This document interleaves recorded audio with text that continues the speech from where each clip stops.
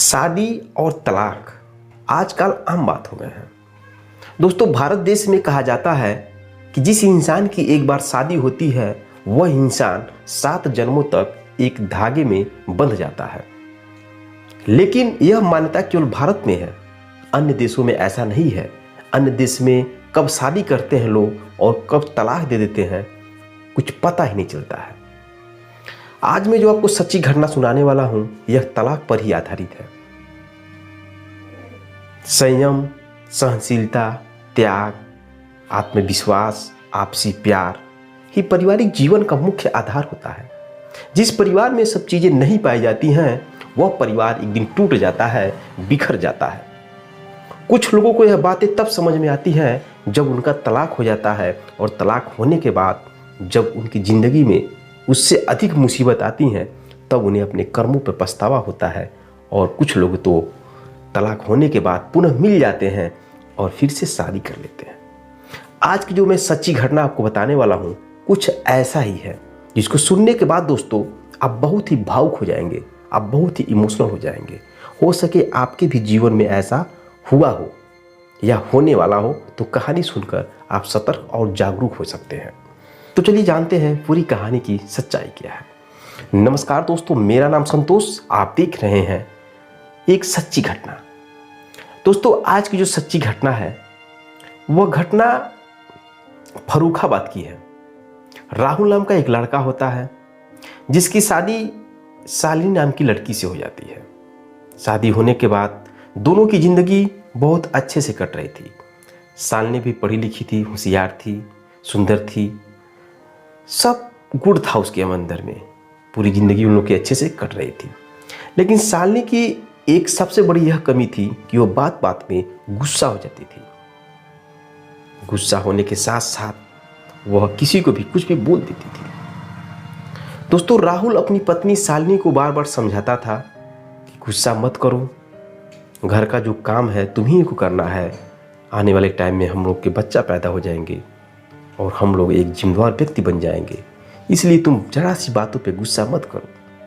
लेकिन दोस्तों, शालिनी सुनती थी, लेकिन अपने इस कान से सुनती थी, इस कान से निकाल देती थी, क्योंकि वह अपनी माँ को सबसे पहला गुरु मानती है।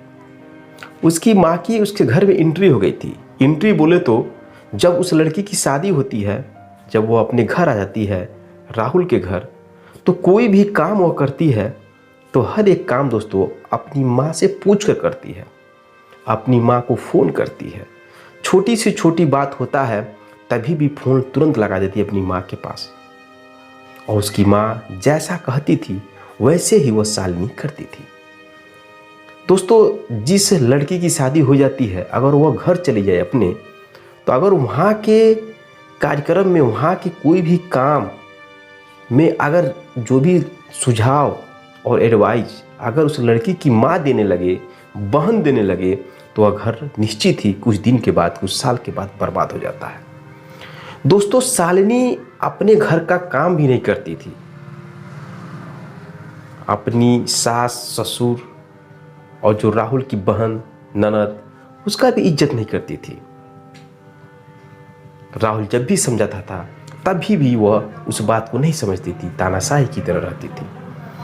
एक बार क्या बात हुआ दोस्तों, शालिनी की माँ अपनी बेटी से कह दी कि बेटी, मैंने तुमको बेचा नहीं है, मैं पैसा देकर तुम्हारी शादी किया और तुम दब के मत रहना उस घर में।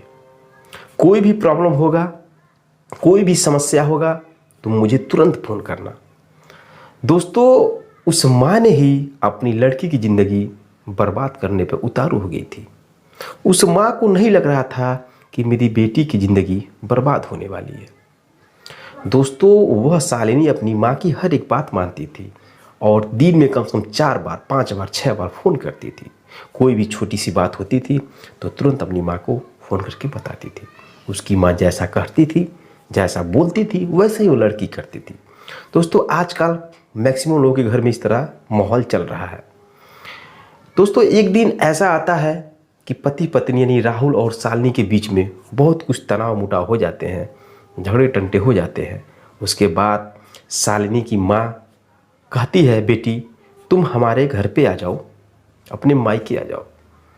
मायके आने के बाद दोस्तों अपनी बेटी को चढ़ाकर कोर्ट में तलाक की कागज़ भी डाल देती है और दोस्तों तलाक का कार्यक्रम स्टार्ट हो जाता है।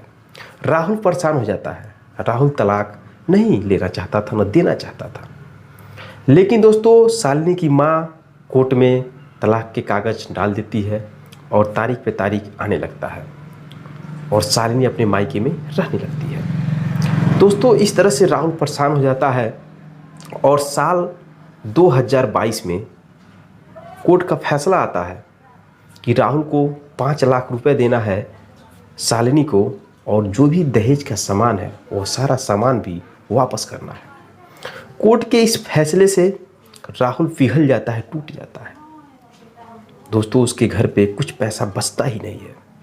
वह किसी तरह से व्यवस्था करके कर्ज मांग करके अपनी पत्नी को 5 लाख रुपए और दोस्तों जो भी दहेज का सामान था सारा सामान दे देता है और शालिनी की माँ गाड़ी भेजकर सब मंगा लेती है।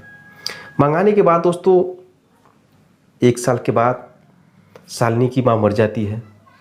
मरने के बाद दोस्तों जो पैसा था वो पैसा उसकी माँ के कुछ काम में खर्च हो जाता है और जो भी पैसा था उस शालिनी के भाभी और शालिनी का भैया सब पैसा यूज कर लेते हैं, खर्च कर लेते हैं। अब जब उसके पास पैसा नहीं बचता है तब शालिनी की हालत ख़राब होने लगती है। उसके बाद दोस्तों शालिनी के भैया अपनी बहन को लेकर गुजरात चला जाता है क्योंकि वो गुजरात पहले से काम कर रहा था। गुजरात लेकर जाता है, वहाँ पे एक धागा वाली कंपनी में जॉब लगा देता है। वहाँ पे उसकी बहन काम करती है और कमाती है, अपनी रोजी रोटी चला रही थी। इधर दोस्तों राहुल वह भी कर्ज में डूब गया था। पत्नी को जब तलाक दिया तो 5 लाख रुपए जो दिया वो कर्ज में डूब कर दिया, कर्ज ले कर दिया। वो भी बहुत ही कर्जदार हो गया, इसलिए वो भी कमाने के लिए मुंबई चला गया। मुंबई जाने के बाद दोस्तों वो अपनी ज़िंदगी काट रहा था, लेकिन शादी नहीं किया। अभी वह पैसा कमा रहा था, अपना कर्ज भर रहा था। दोस्तों जैसे ही उस साल का लास्ट दिन आता है और होली दशहरा जो भी त्यौहार पड़ते हैं, ऐसे ही त्यौहार आता है दीपावली का। दीपावली के त्यौहार में दोस्तों वह मुंबई से घर आ रहा था। घर जैसे आया और मथुरा स्टेशन पर आया। मथुरा स्टेशन से जब ट्रेन बदला फर्रुखाबाद के लिए तो तुरंत देखता है सामने कि उसकी तलाकशुदा पत्नी शालिनी और उसकी भाभी और भैया खड़े हैं। दोस्तों शालिनी को देखकर तड़प जाता है क्योंकि शालिनी की जो सुंदरता थी वो गायब हो चुकी थी। चेहरे पे झुर्री आ गई थी, पतली दुबली हो गई थी। देखते ही दोस्तों वह पहचान जाता है और शालिनी भी देख जाती है। शालिनी जैसे देखती है अपने पति राहुल को, वैसे दोस्तों कि उसके आंखों से आंसू गिरने लगते हैं। राहुल नहीं रोक पाता अपने आप को, जाके उससे पूछता है शालिनी तुम यहाँ पे क्या कर रही हो, स्टेशन पे क्या कर रही हो, कहाँ से आ रही हो। शालिनी बोलती है कि मैं धागे वाली कंपनी में काम करती हूँ गुजरात में और मैं घर जा रही हूँ, मैं बहुत ही परेशान हूँ। दोस्तों राहुल कहता है तुम काम कर रही हो, जब मेरे घर पे थी तो घर का काम नहीं कर पा रही थी, किसी की बात सह नहीं पा रही थी, तुम कंपनी में कैसे काम कर रही हो, भी शहर में आके।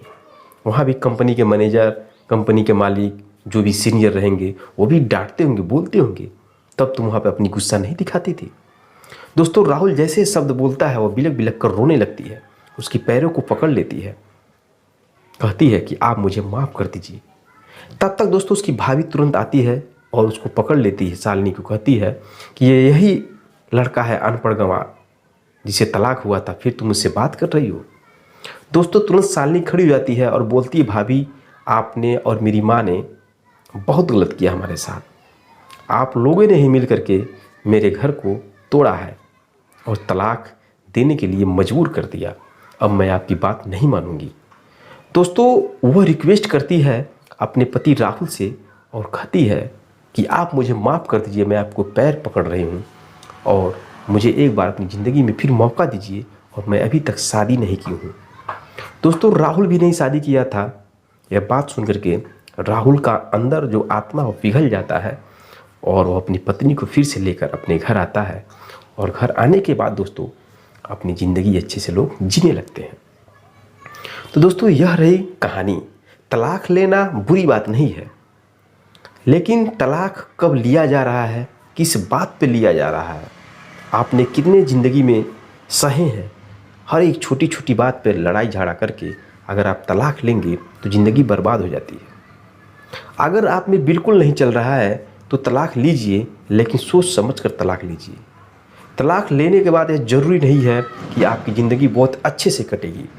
तलाक लेने के बाद आपको जो समस्या, जो परेशानी था तलाक से पहले, उससे भी कई गुना ज़्यादा परेशानियाँ, दुख, मुसीबत आपके ऊपर आ सकती है।